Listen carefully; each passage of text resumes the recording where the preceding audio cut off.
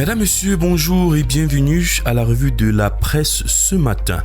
Commençons avec le quotidien Cameroun Tribune qui titre « Droits de l'homme et démocratie, engagement respecté ».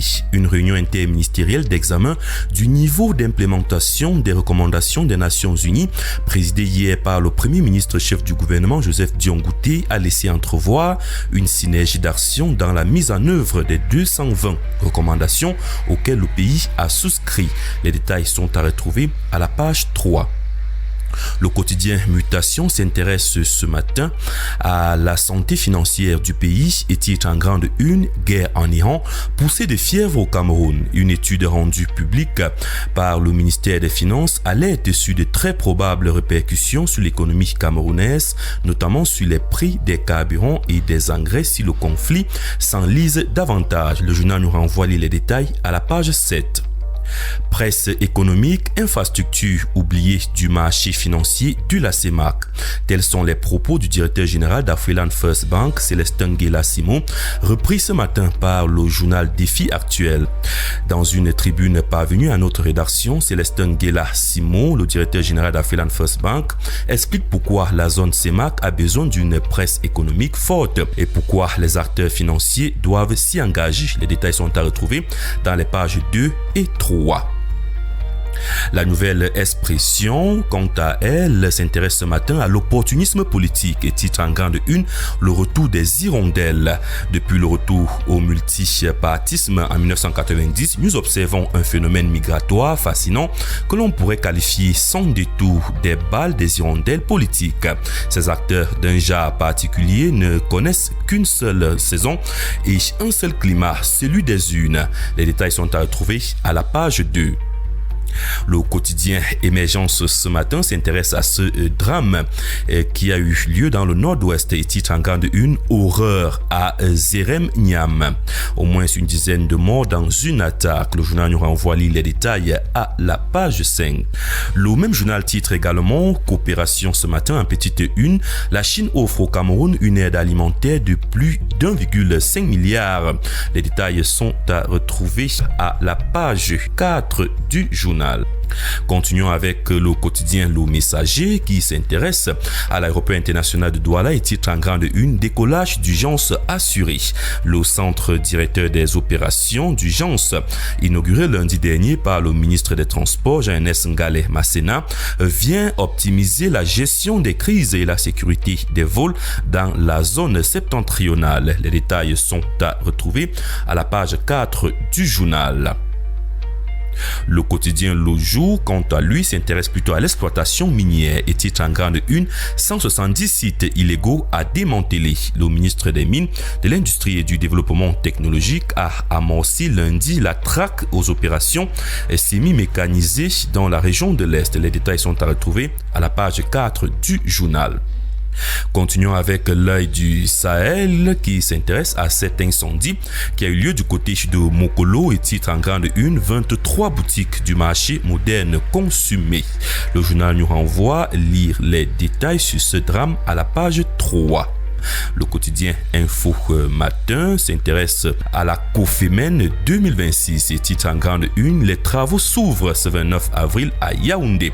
Après les réunions préparatoires des membres de la commission administrative et financière et des correspondants nationaux, ces 27 et 28 avril, la cérémonie protocolaire d'ouverture de la 61e session ministérielle de la conférence des ministres de l'éducation des États et gouvernements de la francophonie sera aujourd'hui coprésidée par le ministre de l'éducation de base, le professeur Laurent Serge Etundingwa, et son collègue des relations extérieures, le jeune Bella Bella. Les détails sur cette information sont à retrouver à la page 3.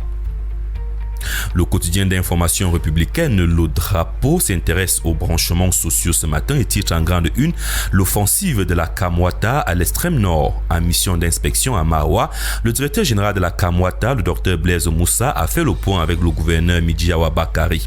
L'objectif est clair, livrer les nouveaux ouvrages hydrauliques d'ici juillet 2026 pour mettre fin aux pénuries dans la cité capitale de l'extrême nord. Les détails sur cette information sont à retrouver à la page 6. La météo Tri Hebdo, quant à elle, parle de la convention sur l'eau et titre en grande une, le Cameroun élabore son plan de mise en œuvre. Un double atelier national et régional de lancement du processus et de renforcement des capacités sur la gestion intégrée des eaux transfrontalières à ce 28 avril à Yaoundé était ouvert par le ministre de l'eau et de l'énergie Gaston Ilundu Essomba. Les détails sont à retrouver à la page 3. Intéressons-nous également au journal L'Info à chaud qui titre Forum national sur la sécurité routière du 29 au 30 avril au Cameroun. Le ministre des Transports lance les travaux ce mercredi au Palais des Congrès de Yaoundé. Les détails sont à retrouver à la page 10. Le même journal titre également Alimentation en eau potable. La Kamwata concrétise la promesse du chef de l'État aux populations du Marois.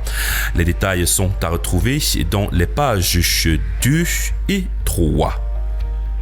Le journal Expression politique s'intéresse à l'Assemblée nationale et titre en grande une un scandale d'emploi fictif à Ngoïkele.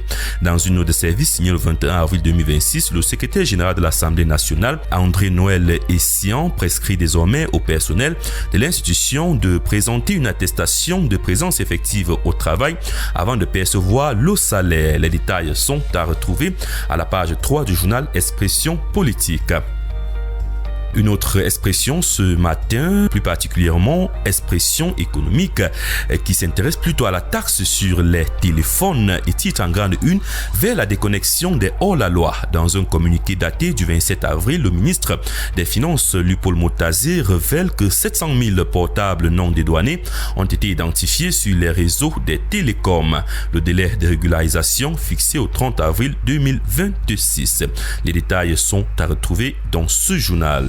Terminons ce matin avec le quotidien Éco-Santé qui nous donne des informations sur le décès du secrétaire Maboubou Rahman. La mise au point de Yaoundé face à une polémique née sur les réseaux sociaux. Le ministre camerounais de la Santé publique, le docteur Manaouda Malachi, sort de son silence avec émotion mais avec fermeté. Il présente ses condoléances à la famille du haut responsable bangladais décédé au retour de la CM14 et cadre une narration qu'il juge dangereusement inexacte. Document d'information sanitaire distribué à l'Assemblée des délégués, postes médicaux avancés dans les hôtels et au Palais des Congrès, tests rapides et traitements anti-palustres gratuits. Le ministre détaille un dispositif sanitaire rigoureux déployé en amont et pendant toute la durée de la conférence dans 164 sites d'hébergement à travers Yaoundé. Le journal nous renvoie les détails sur cette information à la page 8. Mesdames, Messieurs, merci à vous d'avoir été à l'écoute de cette autre édition de la revue de la presse. Rendez-vous dans les kiosques à journaux pour entrer en possession de vos journaux au prix de 400 francs CFA. Bonne lecture à vous et excellente journée.